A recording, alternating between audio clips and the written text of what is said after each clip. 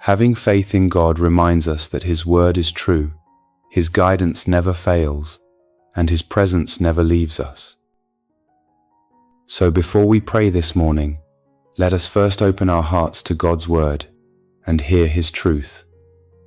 There are moments in life when the weight of loss seems overwhelming. Perhaps you've felt the sting of opportunities that slipped through your hands, doors you longed to walk through but that closed before you could enter. Maybe there are friendships or family bonds that fractured, leaving you with unanswered questions and empty spaces. Or perhaps you carry the ache of years you wish you could recover, seasons that seem swallowed by hardship or regret. Some even live with the quiet grief of dreams they buried long ago, too painful to think about, yet still lingering deep in the heart. When we think on such things, discouragement whispers, "It is gone forever. Nothing can change." The enemy of our souls wants us to believe that time cannot be redeemed, that brokenness cannot be healed, and that our story has already been written in defeat. But God speaks a better word. The God we serve is not just the Creator, He is the Restorer. He does not look at what is ruined and declare it finished. Instead, He says in Revelation 21 verse 5, "Behold, I make all things new." Throughout Scripture, we see pictures of this restoring power. In the book of Job, after devastating loss, Job encountered God in a deeper way than ever before, and the Bible says the Lord blessed the latter days of Job more than the beginning. What seemed lost beyond recovery became the soil for double blessing. Consider also the story in Luke 15, where Jesus told of the prodigal son. A young man squandered his inheritance in reckless living until he was left with nothing, feeding pigs to survive. But when he came to his senses and returned home, his father ran to him, embraced him, and restored him with a robe, a ring, and a feast. That story reveals not only the mercy of God, but also His joy in restoring His children. His restoration is not reluctant, it is overflowing. This is who our God is, one who brings beauty from ashes, who restores the wasted years, who redeems broken chapters and writes new endings. What man counts as finished, God calls a beginning. What others would discard as ruined, He reshapes into a testimony of His glory. The prophet Joel recorded the Lord's promise in Joel 2 verse 25 to 26. "So I will restore to you the years that the swarming locust has eaten. You shall eat in plenty and be satisfied, and praise the name of the Lord your God, who has dealt wondrously with you." Notice how it is not only things or blessings He restores, but even years. God holds time in His hand, and He can redeem what feels wasted, multiplying fruitfulness in ways beyond human comprehension. And in Isaiah 61 verse 7, God speaks of exchange.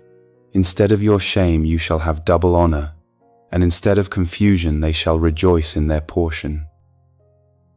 Restoration in God's kingdom is never a bare minimum. It is abundance, it is honor, it is joy that cannot be stolen.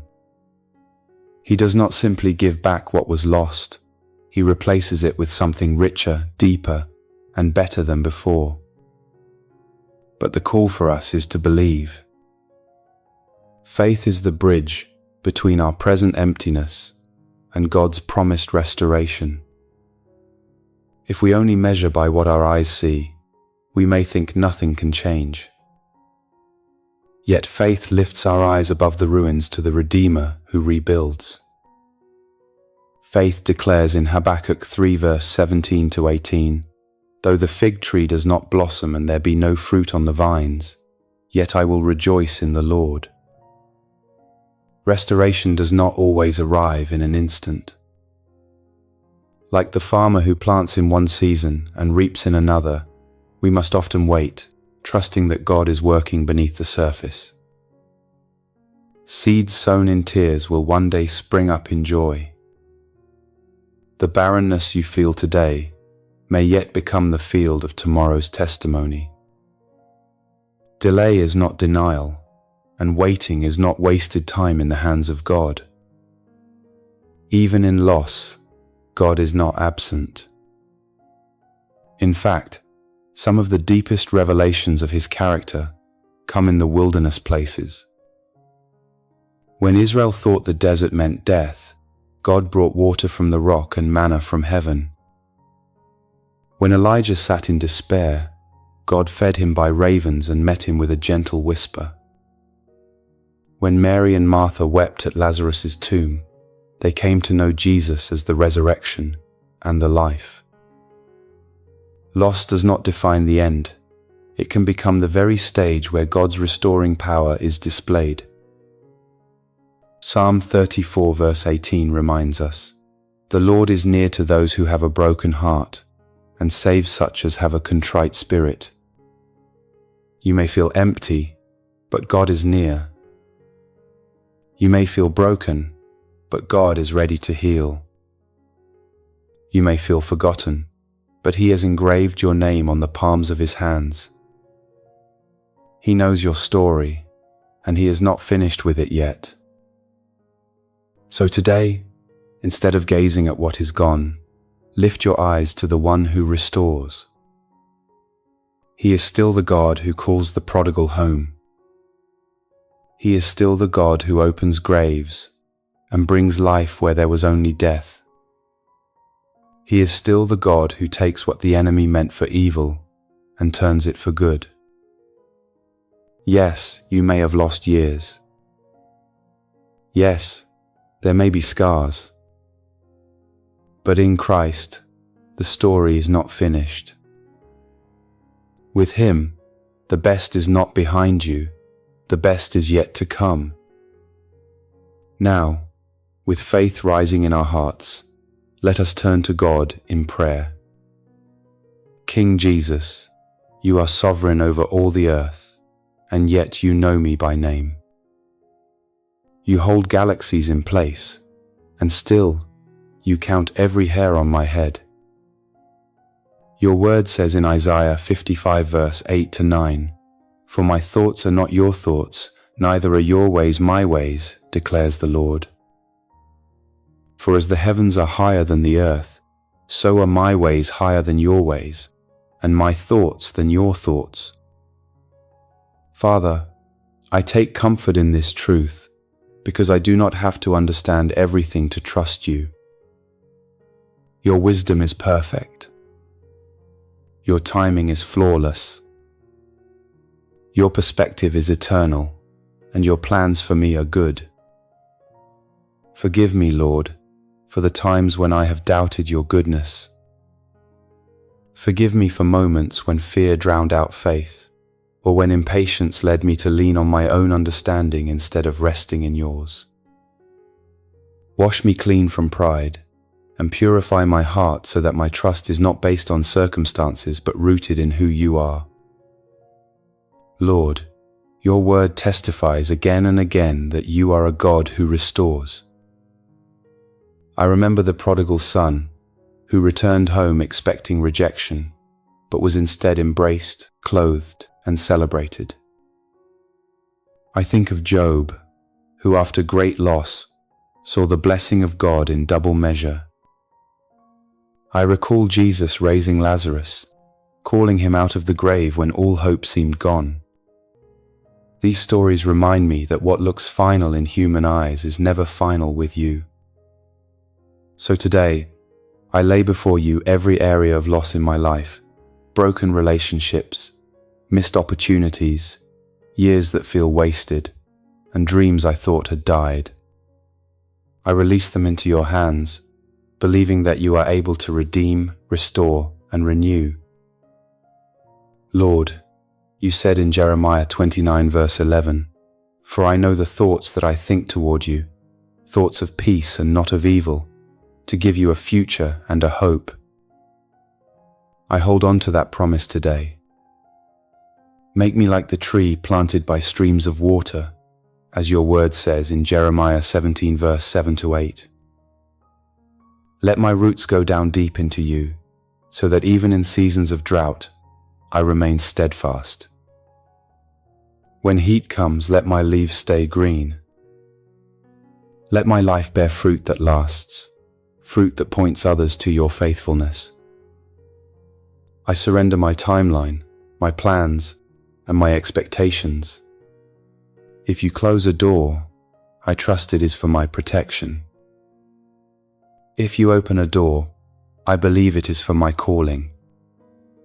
Teach me to wait on you with patience, knowing that delay is not denial, and that every step is ordered by your hand. Lord, I ask you to silence every voice that contradicts your word, voices of fear, doubt, and discouragement. Let your truth drown out the lies of the enemy. You said in John 10 verse 10 that while the thief comes only to steal, kill, and destroy, you have come that we may have life, and life more abundantly.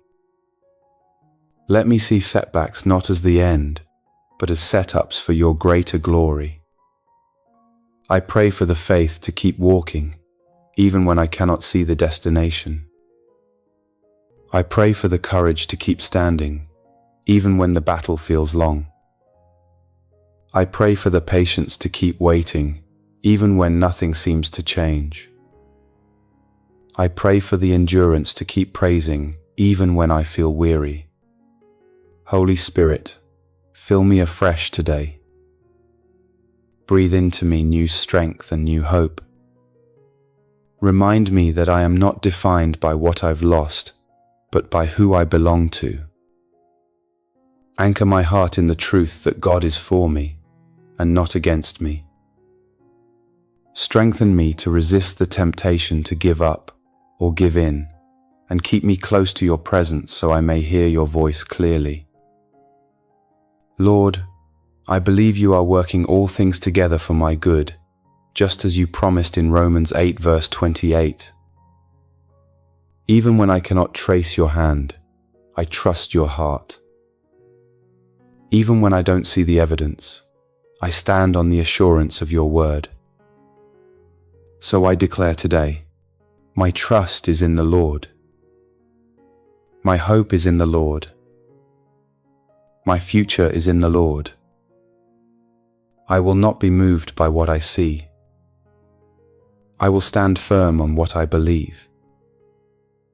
And I believe my God is faithful. I believe my God is able. I believe my God is good.